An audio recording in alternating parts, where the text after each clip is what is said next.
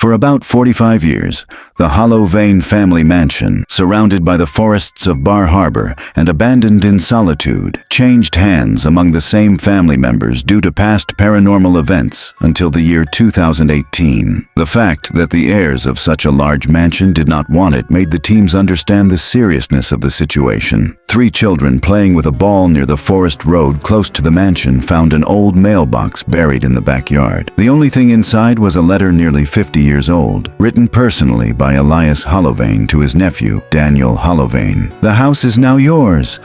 But not only yours. The rest of the letter had been erased by melted wax and blood-like stains. It was as if someone deliberately didn't want the rest of the letter to be read. What made the event even more interesting was that Elias had written the town cemetery as the sender's address. Upon hearing about these events, the townspeople recalled the days when the Hollowvein family lived in the mansion. No one went outside at night, and children didn't dare to play near the house. By the way, please write in the comments which state you're watching from, and don't forget to subscribe and like the video. It's important so I can keep making these videos. The first official complaint about the mansion dates back to 1965. Strange screams at night, unusual figures appearing around the mansion, lights constantly flickering on and off, and more. However, the police never entered the mansion because no search warrant was ever issued. The house showed no signs of being inhabited, yet it did not hide the presence within. The sheriff investigating the case at the time suddenly retired and never spoke a word about it again. Perhaps he believed some things should remain secret, or perhaps certain people made sure he thought that way. A diary written 68 years ago, found in the town library, directly refers to the Hollowvein family. It was signed by Sister Odile. "I am worried about the Hollowvein children. Something lies in these lands, but not beneath the ground.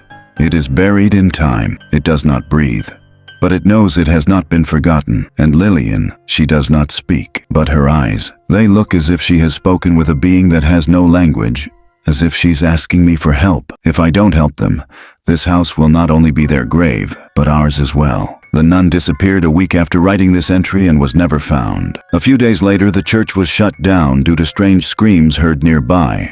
Property records show that the mansion was transferred to Lucian Hollowvein with lifelong usage rights. But since the day he stepped inside, no one has heard from him. The only thing he left behind was a voice message sent to his friend before vanishing. "I'm inside. I didn't know it smelled like this. I think someone deliberately left an animal carcass here. There's no one here but me, or at least that's how it feels." In 2019, environmental inspection experts prepared their first reports on the house. A heavy metallic smell like rusty iron is coming from the walls of the house. As a result of this report, the possibility of poisonous mold or animal carcasses was ruled out. However, the smell was very unusual, suddenly enveloping everyone who entered the house. Those who detected the odor experienced symptoms such as dizziness, vomiting, and fever. Most of the staff left the premises before completing their tasks. A few staff members gave interviews stating, "The house seems to have been built to allow whatever is inside to breathe." When they went up to the upper floor of the mansion, they saw a devil drawn on the wall, surrounded by 8 stars, staring at a woman with her head covered, like a nun. It was as if someone had performed a ritual there. In another room, they found a painting nailed to the wall with a rusty nail. In the painting, several faceless people and a werewolf-like creature were also staring at the nun-like woman. There was no signature or date on the painting, but an elderly town official who had lived there for many years suggested that it might have been painted by the youngest grandchild, Rita Hollowvein. Later, other drawings were discovered scattered in the unused small chapel room of the mansion. Inverted crosses, symbols enclosed in circles, severed limbs, and ritual shapes made with blood. All the materials were classified as personal artworks and returned to the family archive by court order, on the grounds that they did not constitute a criminal offense. In some old employee statements recorded in the late 1970s, the account of a particular maid stood out. Agnes Whitlock, the cleaner,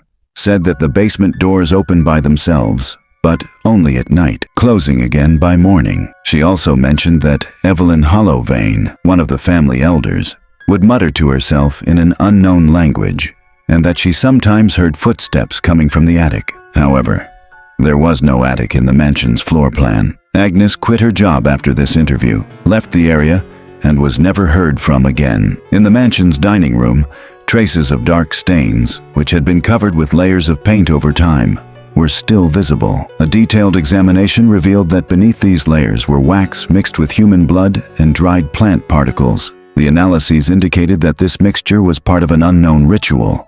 However, the identity and purpose of the substances it contained could not be fully determined. The samples were sealed by the Archives and Cultural Preservation Department with the label "Unidentified Ceremonial Remains." What was even more striking was that these remains dated back to years before the children who lived in the mansion. This suggested that dark practices had begun on the Hollowvein estate long before.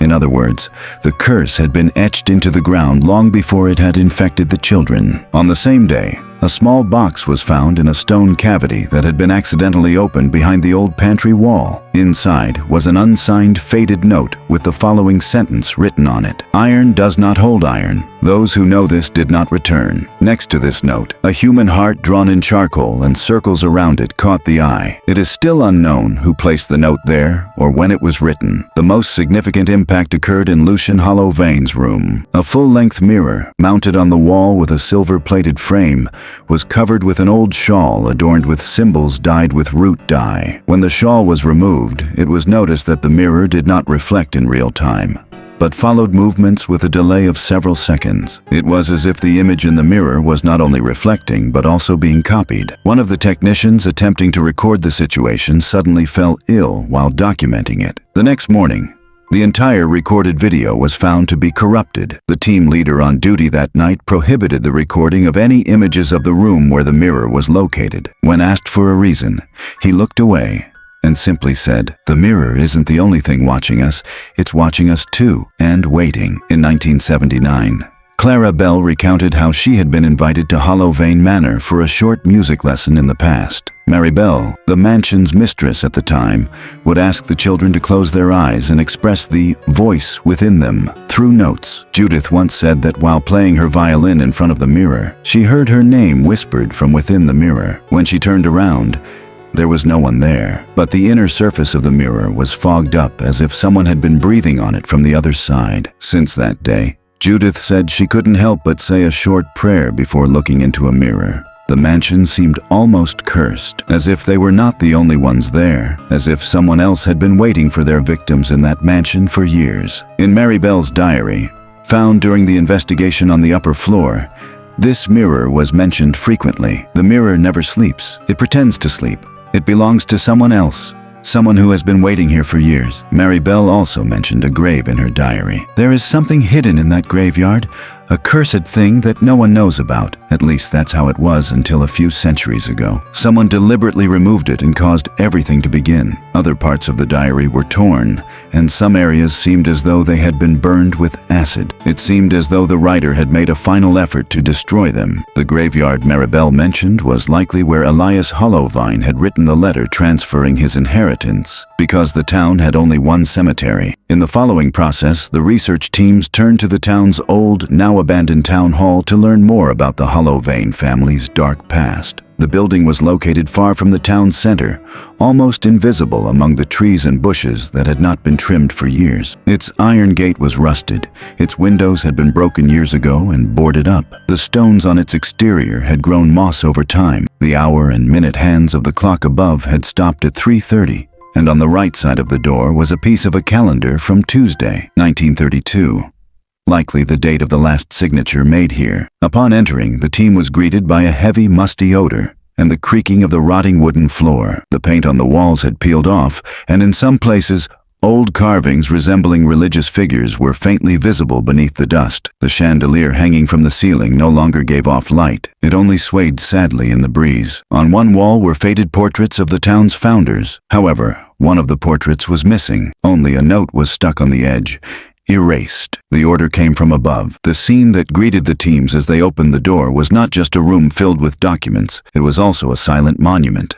A collective space of forgetting. Among the rows of cabinets, one shelf stood out. Its lock had been broken, and files lay scattered on the floor, half open. The name Elijah Hawthorne appeared on the cover of one file, but more striking was a short handwritten note attached inside the file. Those children never returned, but some names are still whispered here. One of the team members shuddered at that moment, because there was a faint whisper echoing between the old stone walls of the building. Was it the wind, or the final echo of spirits still waiting for an answer? As the old documents were examined, darker events hidden in the past of Hollowvein Manor began to surface. In the early 1930s, the manor was not only a family residence, but also a religious retreat and educational center. Father Malachi Hollowvein was a respected clergyman in the region, but one who was also approached with caution. Under his leadership, young men and women were said to receive spiritual education at the mansion. However, it was later discovered that most of those who participated in these educational periods never returned. Their names were listed in the records,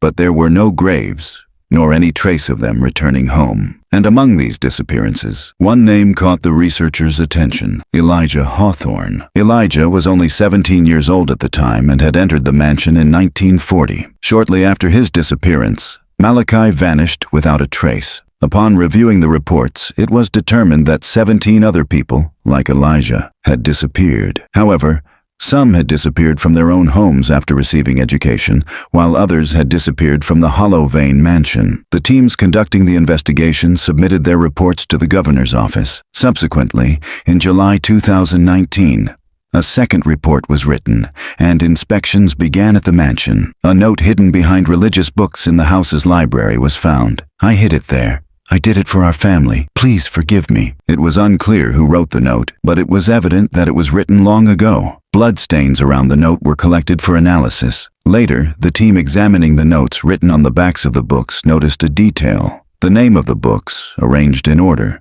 was 1276. Perhaps it was insignificant, who knows, but Detective Rowan, newly assigned to the case, was noting every detail. When the events were pieced together, it was thought that this number might be related to the cemetery. The next day, Rowan was tasked with gathering information about the grave numbered 1276 in the village cemetery. However, the next morning, Rowan mysteriously disappeared. A few hours after the incident, he was found barefoot near a ruined church by the teams. His eyes were bloodshot, and his face had a frightened expression as he looked around. It was as if something had frightened him. In his hand was a piece of bloody glass wrapped in a handkerchief. After this incident, he did not speak for a long time. While some psychologists argued that this had nothing to do with the events that had taken place, and was entirely a psychological illness, others thought that the Hollowvein family's detective might have been cursed. The next day, Rowan was assigned to gather information about grave number 1276 in the village cemetery.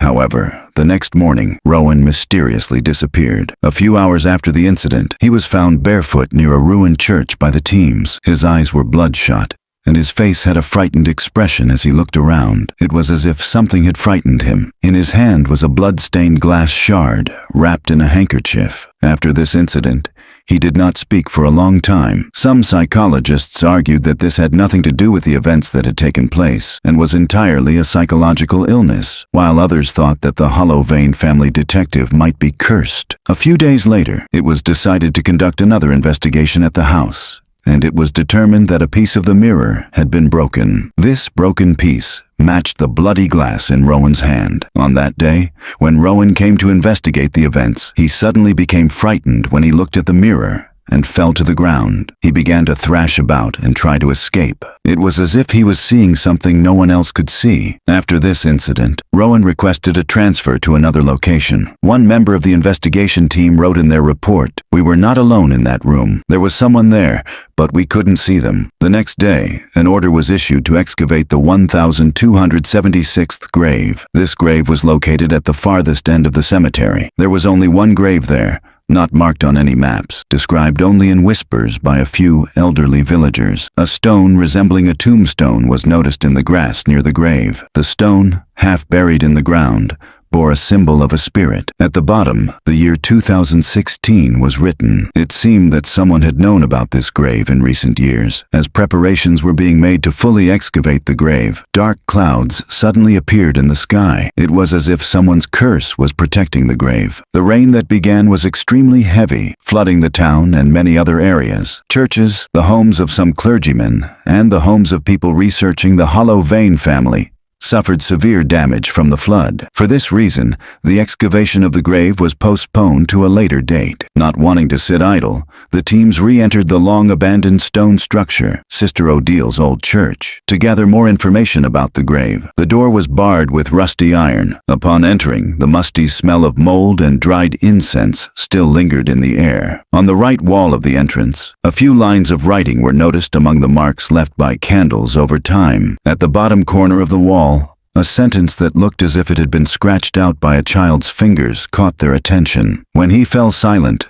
the church grew dark. As they moved toward the back of the narthex, there was another message written in large letters on the wall just behind the old pulpit. The plaster had crumbled in places, but some of the words were still clear. The soil of 1276 is different soil. We buried it, but it is not here. Inside the small niche next to it, they found a piece of a broken stained glass window and a letter tied to it with old sewing thread. The letter was almost falling apart, but the thick ink marks were still legible. Sister Odile no longer speaks, but her eyes know everything. 1276 is where those who follow her footsteps are silenced. The grave is not at the heart of the church, but its voice still echoes from here. The final note found in the church was wedged beneath the baptismal font. When pulled out from the dust and mold, it was revealed to be written on a thin piece of leather. Only these words were inscribed: "The key has returned. It is about to summon the blood." The youngest member of the team stepped back and sat down on the floor after reading the note. He said nothing. He just stared at the church's dark ceiling. There was no bell there, but a few seconds later,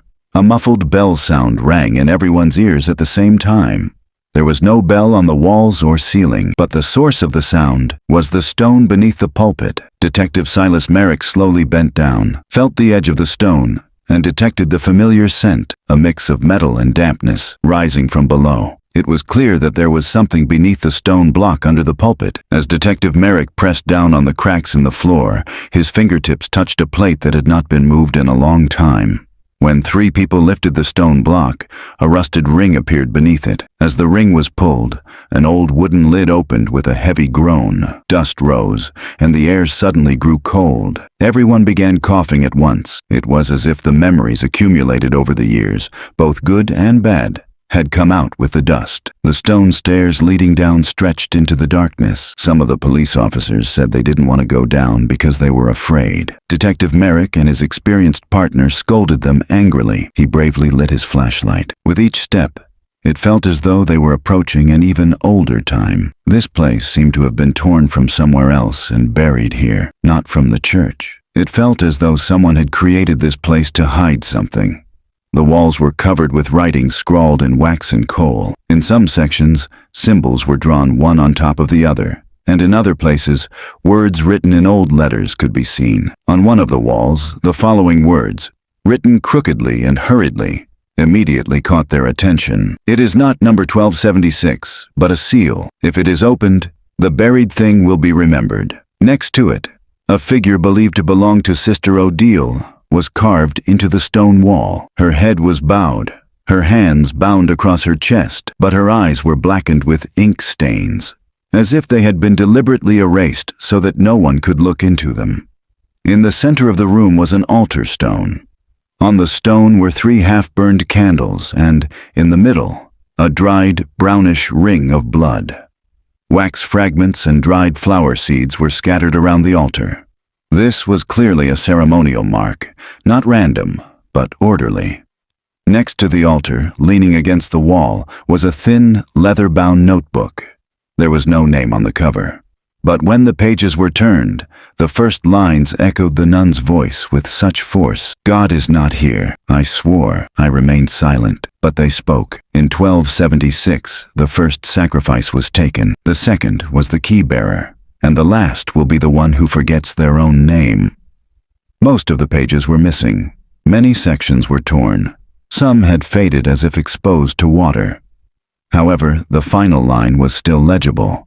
"If this room is open, I'm already gone. Detective Merrick slowly closed the notebook. The air around them was getting heavier. A strange hum began to spread from between the stone walls. It wasn't the wind. It was like the echo of a sound seeping through the stones. It resembled the muffled, deep notes of an unplayed church organ. There was no melody in this sound, but there was a call. Something unknown, something sensed. Just as the entire team turned to go upstairs, a wooden step creaked at the top of the stairs. But they were all still in the basement. No one was upstairs. The sound made it seem as though someone else was inside. Everyone looked up at the open space, and there, a figure stood. Its dark robe reached down to its knees, and the veil on its head hid its face like a thin veil. But upon closer inspection, there was no face behind the veil, only a dark void, two pitch-black hollows where eyes should have been. He tilted his head slightly and stared, motionless. He did not speak, nor did he move, but it seemed as though the same phrase echoed in everyone's mind. 1276 is still open, but it is awakening. Detective Merrick took a deep breath. He looked around. He said nothing, because words held no power here, only silence, and that old fear seeping from the depths of his pupils. The teams finished their investigations and took the books related to the 1276 grave with them as they left. The examinations confirmed that the grave belonged to a nun who had died in 1930. Sister Odile had written the following on a page of a book. I finally imprisoned Velmira. She brings misfortune. She will remain buried in the 1276th grave forever, unless someone helps her. The teams packed up the collected evidence and sent it off. The detectives, however, could not make sense of what they had found. It was clear that there was a connection between the Hollowvein family, Velmira, and Odile. As if there weren't enough crimes in the area, the police were now dealing with the mysterious notes of a nun who had died almost a century ago. As if thefts, missing persons cases, and traffic weren't enough, their files now included names like 1276, grave, and Velmira, which sounded like something out of an ancient fairy tale. What happened to the police conducting the investigation was terrifying. If this continued, no one would want to work on the case. Notes are being deciphered amid the dust of the archives, and old cemetery plans are being examined. One of them looks as if he might jokingly say, all we needed was a ghost team. But for some reason, each of them became somehow entangled in this case, as if it were not just a case they needed to solve. Until the date when the grave would be reopened, the teams conducted a more extensive search of the mansion. The door to a room on the second floor was locked. However, one of the team members carefully tampered with the old hinges. When the iron lid slowly opened with a deep groan, the dark room felt heavy. At that moment, the air emanating from inside made it almost difficult to breathe. The interior resembled a small study. The walls were rotting from moisture. There was a desk, a few wooden shelves, and old documents, book fragments, and broken frames scattered on the floor.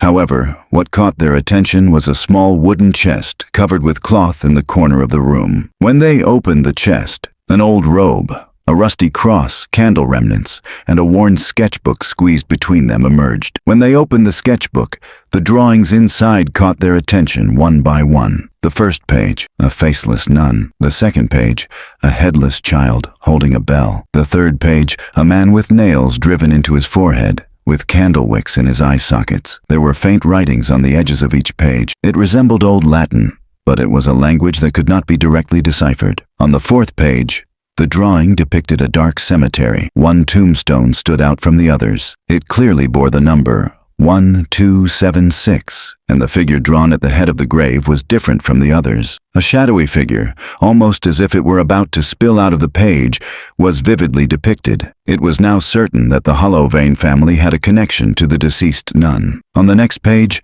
the strange mirror from the house was drawn. However, something resembling a spirit was drawn on the surface of the mirror. It was speculated that this sketchbook belonged to Edgar, the youngest child of the family. However, it was clear that he had not drawn these images voluntarily. A child of 7 or 8 could not have created them. When another notebook emerged from the trunk, the pages were beginning to decay, but the content was still legible. However, what was written resembled a spiritual education system applied to children by a secret sect rather than a lesson plan. Some of these included staring silently for an hour, writing down the dreams they saw, designing their own graves with drawings, and reading prayers backwards. At the bottom of the notebook, it reads, "Those who deviate from this program will have their faces surrendered to silence." After completing their daily investigations, the teams installed sensors on all the doors. The reason was to observe how the doors opened and closed at night. Security cameras were also installed in a few locations where possible. However, those monitoring the sensors could not explain the phenomenon. The doors opened and closed in sequence. It was as if someone was entering and exiting the rooms, but no one could see them. Later, it was noticed that a door was constantly closing at 2 a.m. every night. The camera installed there recorded a few sounds. You woke him up. The curse is now upon you. Another camera recording had captured the images in reverse. The footage was supposedly accidentally deleted the next day by a police officer who had just started working there. The police officer was never seen again. A police officer who examined the footage was seen making unusual movements in his room and banging his head against the walls. According to information obtained from the mansion's former cleaning staff, the Hollowvein family prohibited entry into certain rooms after specific hours. If a door closed on its own, only the family elders could open it. In the mansion's secret study, behind an old wardrobe, an old, decayed file was found. When opened, it was filled with photographic film dated from 1940 to 1985, most of which had never been opened. The negatives depicted ordinary scenes from the family's daily life. However, in each photograph, there was a faint figure, usually in the corner of the image or in a reflection. A long, slender entity without a face. It seemed to be an invisible shadow, watching over the family. The laboratory report was even more unsettling. The chemical composition of some of the films had unexpectedly changed, leaving a radioactive residue. In some of the photographs, there were doubled shadows, as if they had shifted from the real world. They trembled like a slightly shifted reflection of the same person. One photograph was particularly striking. 3 siblings were eating at the table, but a 4th shadow had appeared on the wall behind them. The shadow's hand did not belong to any of the children and was pointing directly at the camera. Inside the photo box was an old letter written in an ancient language belonging to the family's great-grandmother. It contained the following lines: "He lifts the veil between reality and illusion. He sees what lies behind the visible. If it moves in the photograph, ignore it and destroy it." The letter was kept secret by the family's executor and was not included in the official documents. Some researchers began experiencing severe insomnia and sleep paralysis shortly after examining the photographs. One of them described seeing the figure from the photograph standing motionless in the hallway of his home for 5 consecutive nights. Another burned all copies, quit his profession, and vanished without a trace. The box was resealed and locked. However, security cameras recorded the black tape opening on its own for weeks. A note written in red pen on the box's lid caught attention. "Be ready when you see it." The next day, Velmira's grave was opened. As the soil was dug up, a smell began to spread. Some of the team started vomiting. Others could not continue digging and moved away. The rest continued their work wearing masks. When the grave was dug up, it was discovered that there was no human inside. The coffin removed from the nun's grave bore the marks of time and earth. It had rusty hinges, faded carvings, and strange symbols on it. The church's elderly priest, Padre Ezekiel, took a step back when he saw the coffin. "This seal, it hasn't been seen in centuries," he whispered. The reason the coffin couldn't be opened wasn't just a physical lock. The symbols drawn on it represented an ancient sealing ritual. No matter how hard they tried, the hinges wouldn't budge. Those who touched the metal parts reported experiencing brief dizziness and nausea. Archaeologists suspected it might be toxic gas, but no gas detection device could detect anything. One of the experts summoned to the village, an academic fluent in ancient languages, examined the inscriptions on the chest and could only translate a single sentence. "He who opens it seals not only his soul, but also his lineage." This sentence left everyone speechless. One of the town's elders said he had heard rumors that Sister Velmira, the owner of grave number 1276,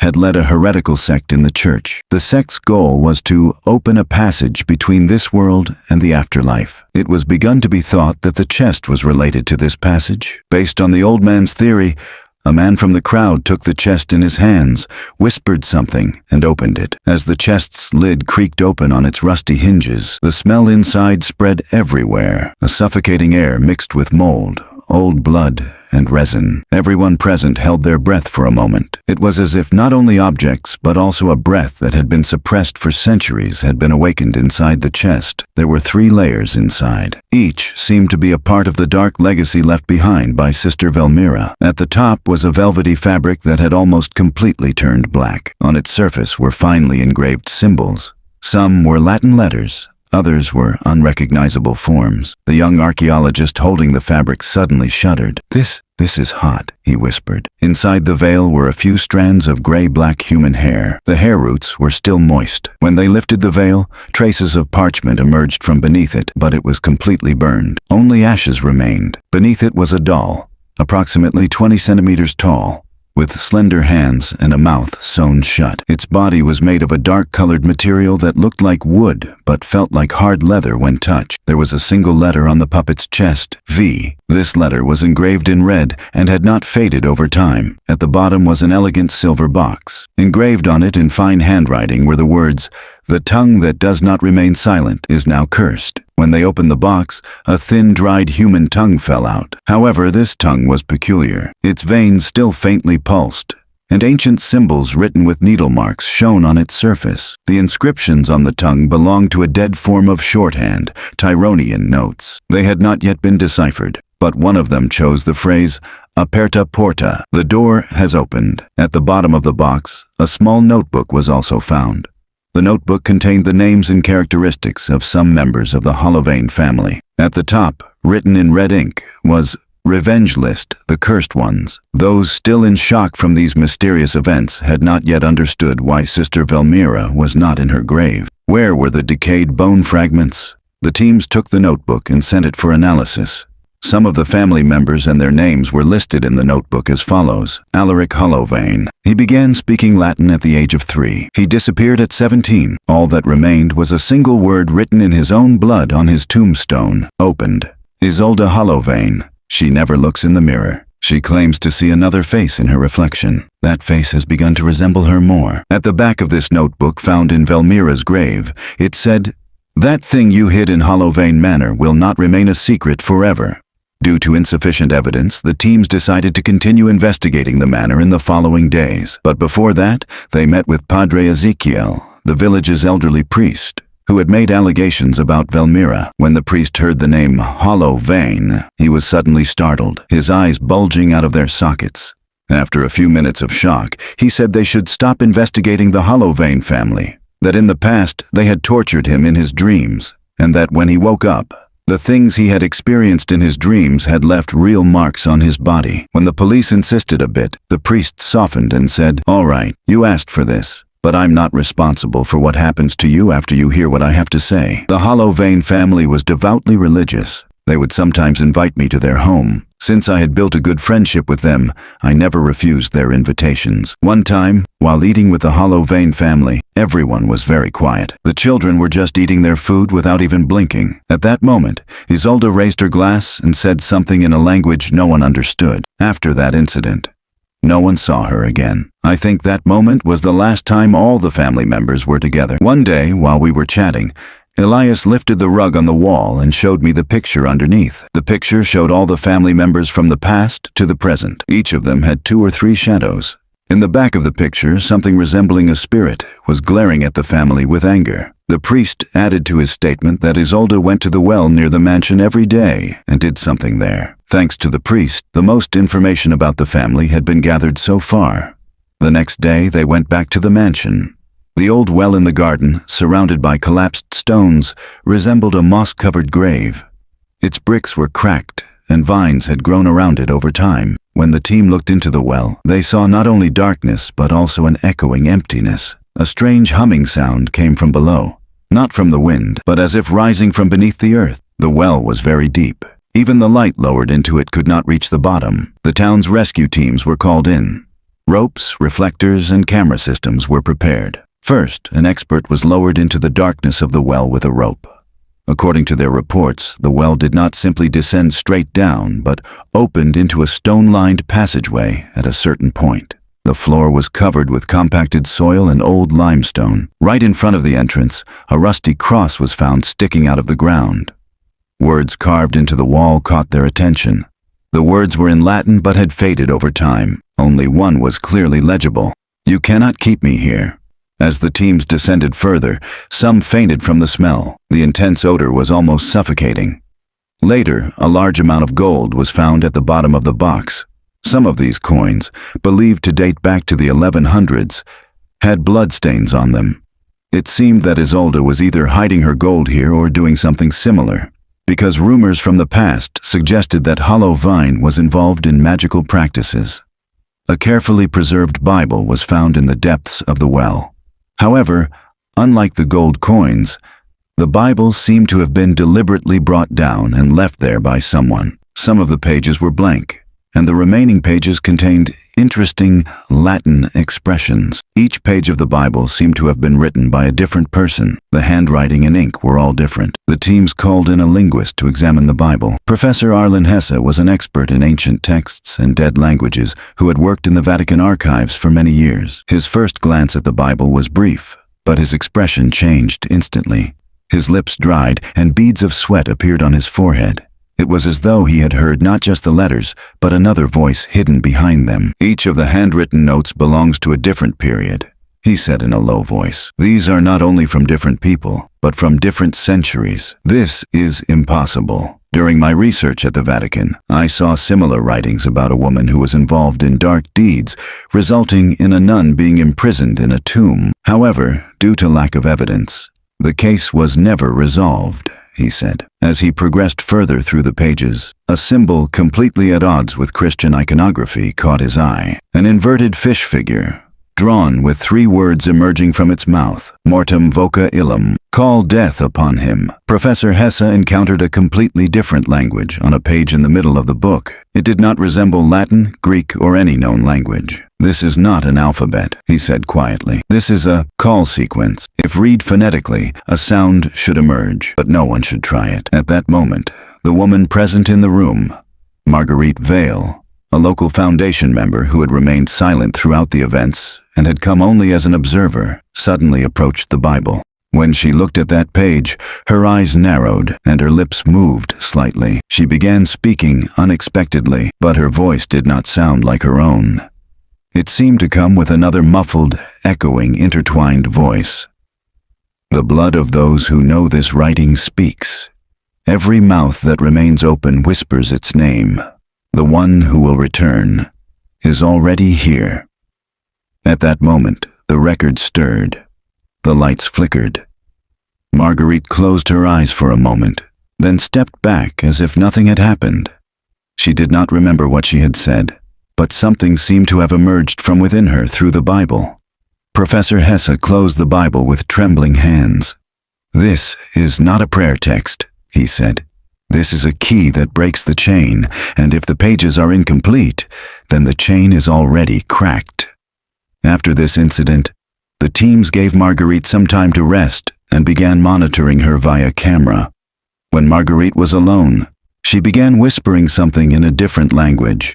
She then said she had nothing more to say and left the police station. After these events, the teams applied to the Land Registry Office to investigate Hollowvein Manor. Since the manor was built many years ago, most of the documents from that period had been lost or were insufficient. However, upon careful examination of the Land Registry Office's archives, some results were found regarding the Hawthorne Mansion, which was built around the same time as the Hollowvein Mansion. The first building permit was dated 1910, but the architect's name was left blank in the records. More interestingly, there was a scratch that looked like it had been carved out in the property owner section. The ink marks underneath were barely legible. Experts determined that the original name was Hawthorne, but it had been crossed out and replaced with Hollowvein. Clearly, someone had attempted to alter these records. The name Hawthorne found by the teams matched that of Elijah Hawthorne, who had gone missing during the family's period of religious education. Was this connection merely a coincidence? Or had the Hollowvein family stolen the victim's name to suppress the sins they had committed and the screams of the missing youths? Among the building records, a letter written on an old-fashioned typewriter was found in the permit's supplementary file. The letter read, "These lands are cursed. Every stone holds a secret. Every wall echoes a scream. Our name shall now be Hollowvein. We must act as if nothing has happened, else "The past will find us." This document had never been officially archived. It had simply been left tucked away among the permit files. From this point onward, the researchers realized they were no longer dealing with an ordinary mansion. This was not just a name change. It was a part of the past buried beneath the earth but still breathing. And the real question now was, why had the Hollowvein family felt the need to flee their past so desperately? After the investigations, an unusual incident occurred. It all started with 3 local youths who entered the mansion without permission. These youths, who said on social media that they were doing a courage test before moving out of town, wanted to investigate the legends surrounding the empty and abandoned mansion. When they arrived at the mansion, they saw that the entire area had been cordoned off by police and was under investigation. They noticed a door resembling a basement entrance that was not locked. The door was located at the back of the house, inside an old chimney flue covered in ivy. One of the young people who entered the flue noticed a hidden hatch beneath a spot on the wooden floor that sounded different when stepped on. The hatch, which opened with a rusty ring, led down a stone staircase. Until that moment, no one had known anything about this part of the house. As one of the young people was about to descend, his foot slipped and he tumbled down several steps. When the others followed, they found the environment dark, the air heavy, and everything drenched in dampness. As one of the young people stumbled to his feet in the dim light of the basement, the others carefully descended the stairs and began scanning the area. The flickering lights of their phones reflected off the stone walls, creating grotesque shadows. However, the shadows seemed to resemble the shadow of a non-human entity. At that moment, despite the camera being recording, a voice was heard. What is this?" Upon examining the area further, they discovered Latin inscriptions and demonic drawings on the walls. There were no dates on them, but it was clear they had been made long ago. When one of the children accidentally touched an old switch, the lights in the basement began to turn on one by one. The lights were gradually turning on, as if the darkness was disappearing of its own accord to reveal the mystery. When the last light turned on, a stone tomb appeared at the end of the basement. The tomb seemed to have appeared there after the lights came on, as it had been dark before, but now the surroundings were slightly visible. As the young people began to approach the tomb, they grew more uneasy with each step, hearing the echoes from the stone floor. The damp air in the environment seemed to be concentrated around the tomb, making it difficult to breathe. From the depths, some terrifying animal sounds could be heard. In the camera footage, Michael, who was walking in front, could be heard pulling out his knife in fear and wanting to end the courage test. However, his friends did not give up and continued toward the tomb. At first glance, the surface of the stone was flat, but as the light hit it, the craftsmanship became apparent. In the center was an eye-shaped hollow, and a red stone embedded in the pupil was still glowing strangely. Michael, who thought the stone was made of a valuable mineral, felt a sharp pain in his hand just as he reached out to touch it. It was as if someone was protecting the stone. One of the Latin phrases carved into the stone with intricate craftsmanship caught his attention. "It will not return unless summoned." Suddenly, the silence in the room was broken. A deep creaking sound came from the stone wall, then a faint hum. When one of the young people turned around, a fleeting shadow appeared on their phone's camera. A human silhouette, but without a face. Then the camera's image suddenly disappeared. The young people quickly moved away from the mausoleum. The young people, still unable to recover from the shock of what they had experienced, decided not to tell anyone about the incident. They deleted the videos they had recorded and quietly left the city. However, the echoes of the event did not end there. Footage captured by the security cameras around the mansion was reviewed by local authorities. Based on these recordings, investigation teams were mobilized and a new search warrant was issued. A thorough examination of the old Hollowvein mansion began. When they descended into the basement, they noticed that the stones were still warm. The Latin inscriptions on the walls were examined one by one. One of them was particularly striking. "She will remain here forever, but her curse will engulf Hollowvein." The research team initially believed that the grave belonged to a nun named Velmira. Records indicated that she had arrived in the town in the 1860s, experienced visions, and was known as a servant of light. The archives also stated that she had connections with the Hollowvein family. However, one of the team members examining the grave noticed an opening along the edge of the stone. It was a downward-sloping tunnel, and this tunnel led to a much darker truth. At the end of the tunnel was a corridor covered with hand-carved religious symbols and unidentified writings. Some of these symbols were neither Latin, Greek, nor from any known language. One expert remarked, "This is a warning language. It could be a secret communication system used between nuns. A clear translation is not possible, but the symbols seem to convey meanings like the Watcher, do not awaken, and do not look upon the face. At the end of the corridor, a second stone grave was discovered, but this one was very different from the first. There was no name engraved on it. Only the following words: imprisoned. Do not call her in the dark. One of the paranormal experts commented on the energy surrounding the grave. This is not a grave.